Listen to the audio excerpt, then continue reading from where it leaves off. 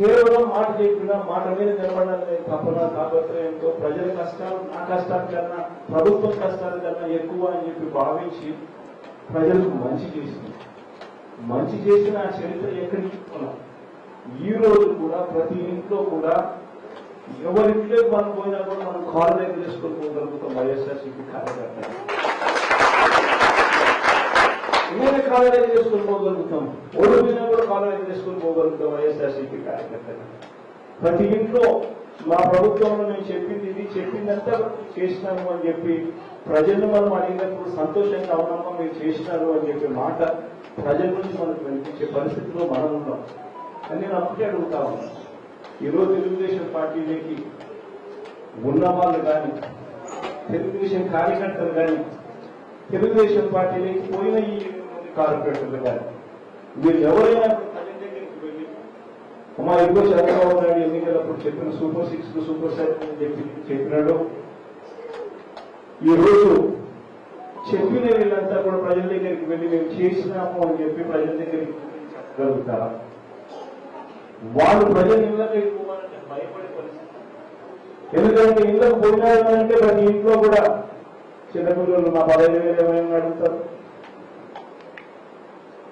చిన్నపిల్లలు నా 18,000 ఏమైనా అడుగుతారు, అక్కలు పెద్ద నా 48,000 ఏమైనా అడుగుతారు, రైతులు నా 20,000 ఏమైనా అడుగుతారు, ఇంకా ఉద్యోగం కోసం వెతుకునే పిల్లలు నా 36,000 ఏమైనా లేదు అని అడుగుతారు. ఏ కార్యకర్త కూడా తెలుగుదేశం కార్యకర్త ఏ ఒక్కరి ప్రజలు ఇళ్ళకి లేకపోయే పరిస్థితి లేదు. నేను ఎందుకు ఈ మాట చెప్తా ఉన్నానంటే 6 గంటలు అయిపోయింది. కన్ను మూసుకుంటే కన్ను తెరిచేసరికి 7 గంటలు అయిపోయింది. సమయం గడిచే కొద్దీ నెలలు గడిచే కొద్దీ చంద్రబాబు నాయుడు భయం ఎక్కువ అవుతుంది, వాళ్ళ కార్యకర్తల్లో ఇంకా గుమ్ములు ఎక్కువ అవుతుంది. మనం రెట్టించిన ఉత్సాహంతో మనం ఇంకా ఎక్కువ పెరుగుతాం. అందరూ కూడా ఒకటే ఆలోచన చేస్తున్నాం. ఒక రాత్రి వచ్చిన తర్వాత ఒక పగలు రాత్రి కన్ను మూసుకుంటే 2-3 సంవత్సరాలు కూడా కన్ను మూసుకుంటే అయిపోతుంది.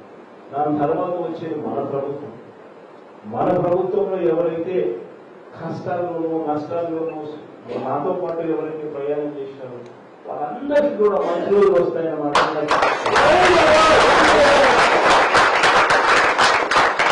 కారణం లేదు. కష్టాల్లో ఉన్నప్పుడు మనకు ఇబ్బందులు ఉంటాయి, ఆర్థికపరమైన ఇబ్బందులు ఉంటాయి. ఈజీగా మనం ప్రలోభాలకు అవతల మనం ప్రలోభాలను పెట్టే పరిస్థితులు ఉంటాయి. ఇవన్నీ కూడా నేను ఒకటే చెప్తా ఉన్నాను, కొంచెం ఓపిక పట్టండి. ఇప్పటికీ కూడా మీ అందరికీ కూడా ఎవరికి ఏ అవసరం వచ్చినా ఎవరికి ఏ కష్టం వచ్చినా కూడా అవినాష్ మీ అందరికీ నా తమ్ముడే అన్ని రకాలుగా మీకు తోడుగా ఉంటాడు. ఒకటి చెప్తా ఉన్నాను, ఏదైనా అవసరం ఉంది ఇంకొకటి ఏదన్నా కూడా అవినాష్ కలవండి. నన్ను కలిసినట్టే ఖచ్చితంగా బిర్యానీ పెట్టకపోయినా పలావ్ పెట్టారు.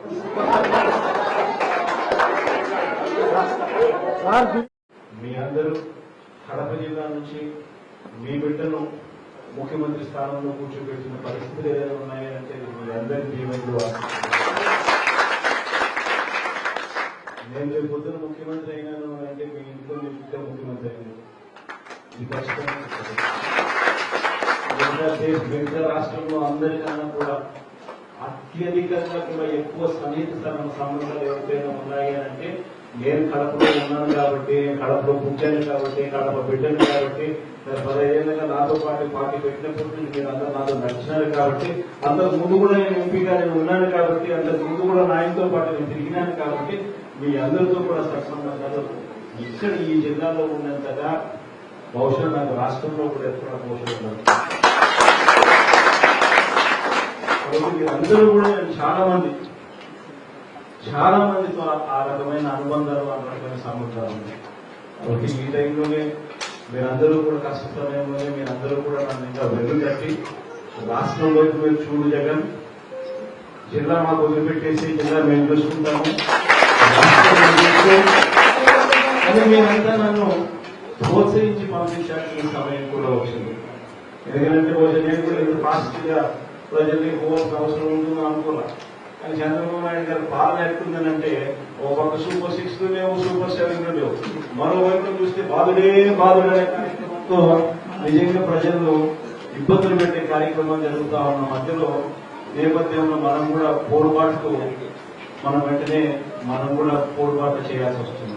అందుకని రైతులకు సంబంధించిన విషయాల మీద మనం ఈ మధ్య కాలంలోనే ఒక ధర్నా చేసినాం. ఈ 27వ తారీఖున మనమంతా కూడా కరెంటు బిల్లులకు సంబంధించి ఇంకొక ధర్నా చేయబోతా ఉన్నాం.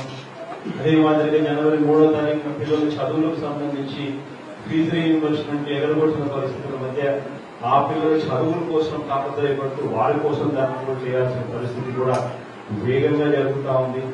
జనవరి నుంచి నేను కూడా జిల్లా పర్యటన స్టార్ట్ చేస్తా ఉన్నాను. ఇంకా కార్యక్రమాలు యాక్టివిటీ లెవెల్స్ ఫాస్ట్ గా జరుగుతూ పోతా ఉన్నాయి. కాబట్టి మీ అందరి సహాయం సహకారాలు కావాలి. మీ అందరూ నా కుటుంబ సభ్యులు, మీ అందరూ కూడా ఖచ్చితంగా గుర్తు పెట్టుకోమని చెప్పి సవినయంగా మీ అందరితో చేతులు జోడించుతాను.